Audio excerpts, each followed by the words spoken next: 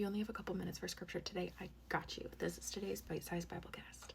Today we are in Micah 6:8. I'm reading from the ESV. He has told you, O man, what is good and what does the Lord require of you, but to do justice, to love kindness, and to walk humbly with your God. This is one that I've known since I was a little girl, and so it's very nostalgic to me, which you actually want to be careful of when you're looking at scripture, because it's really easy for us to kind of miss the forest for the trees when it comes to scripture and just go, oh yeah, I know this one, and not really think too much into it. So instead of letting like the little song, there's like a song that goes with it's like, he has told you, oh man, what is good and what the Lord requires of thee.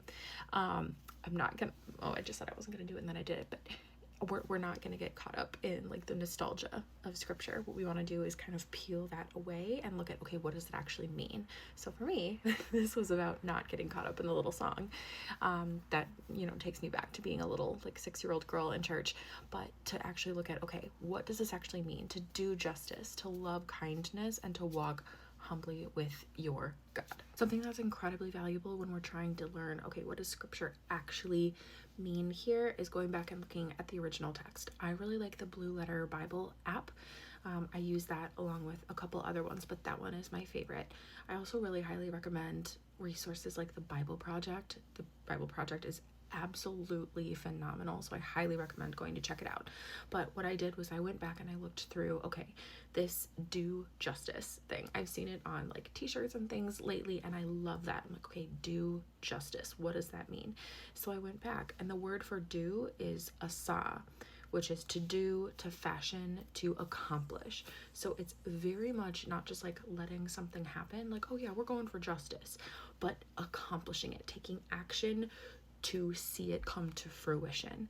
And I think that's a really important distinction, because we as Christ followers, we are called to enact justice. We are called to pursue justice. But it's also important to understand, okay, what does justice actually mean? Because especially in today's world, there are varying definitions of what justice looks like and what that means and what that says for us as Christ followers, as far as what we should attempt to do, how we should vote, how we should, you know, interact in today's society. And so this is something that I think is a really, really hot topic right now. I actually, yesterday, my family went to Greenfield Village, and while we were there, I saw a decal on this guy's truck that was like, the entire thing was about like, we owe illegals nothing, we owe veterans everything, so ship them back, we don't care. Like, it was this very aggressively worded sticker, and a couple years ago I would have been like, yeah, absolutely. I used to be very, very, very conservative. I voted for Trump twice, the first 2 times he ran, and I was very much on this train of like, yeah, if you came here the wrong way, sucks to suck. Like, go back where you came from, essentially. And now I feel very, very differently. I still hesitate to call myself a liberal. I think I probably fall more firmly in that camp. But even just, I feel like the terms conservative and liberal are so incredibly divisive these days. And so I definitely lean more liberal, like more on the liberal side of the spectrum at this point. And that started when I started really digging into who Jesus is and his character and everything like that. And so I don't want to get political on here, but I really enjoy looking at, okay, what did I used to believe? What do I believe now? And what does the Bible actually say? So wherever you fall on the political spectrum, if that is, you know, in your heart going, okay, I kind of tend to lean this way, but I really want to understand, okay, what does Jesus actually say? Let's do that together. But anyway, so I saw this bumper sticker on this guy's car, and it just struck such a sad chord in my heart, and honestly a little bit angry, because I'm like, okay, I understand having a stance on this particular issue. However, the way that the sticker was worded was just so aggressive and so clearly like, I don't care about you if you tend to fall in, or if you happen to fall into this particular category of people. So the word for justice here is mishpat, and please go look up your own pronunciations, because I am definitely not pronouncing these in the way that they should be pronounced, but mishpat is the word used for justice here. And looking into this word, it is absolutely fascinating.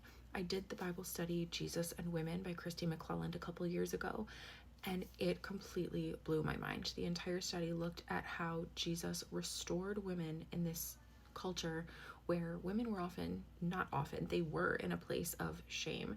They were in a place of being second-class citizens, truly, and how Jesus lifted them back to a place of honor.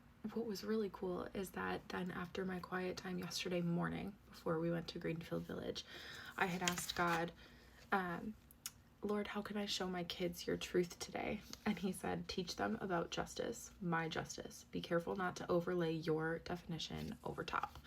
Which, as someone, I've had a very overactive sense of justice since I was a very little girl.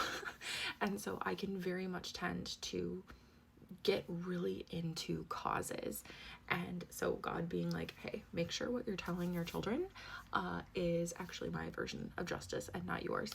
And so I had completely forgotten about that yesterday, what God had told me. And in the car on the way home, it was, I don't even remember exactly how it came up, but we ended up having this beautiful discussion about diversity and social justice and, why it's important to make sure that everyone is treated fairly and what God says about it. And in the middle of that conversation, the kids are asking questions, which I have a 4-year-old, a 7-year-old, and a 9-year-old. And the kids are asking questions and well, what about this? And what about this? And how about this? And it just was this really cool dialogue where my husband and I were able to talk about, okay, well, this is what God says about this. What do you think God meant by this? Okay, well, if we look at that, what do you think about this?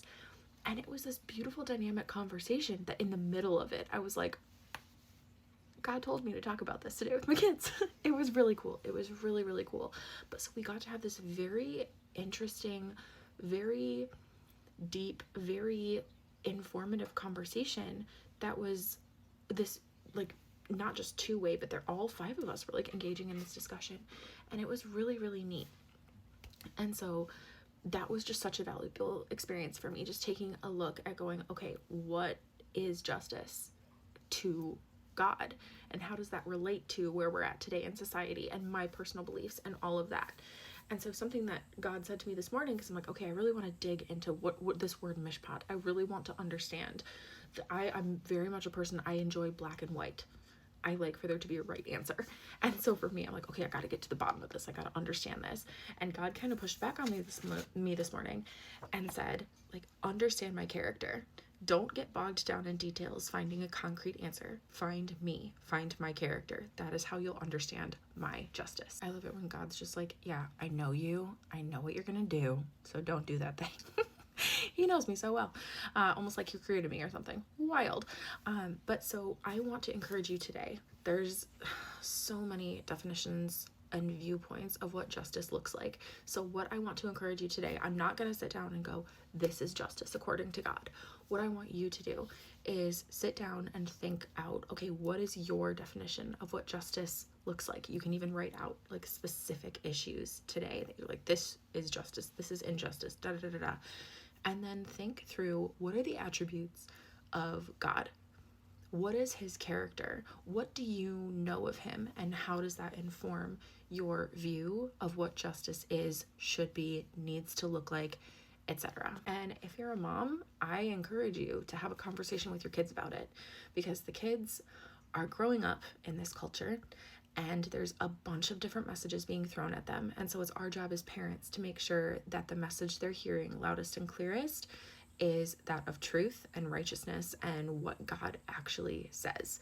And it can be really tricky to overlay your own personal beliefs on top of that and kind of have that lens inform your view of what God says instead of his view and what he actually says informing your view. So it's something that can get really tricky, but it's our responsibility as parents, as people who are mentors, as believers in Jesus, in society. It is our job to introduce truth, loving truth. Truth spoken without love is cruelty.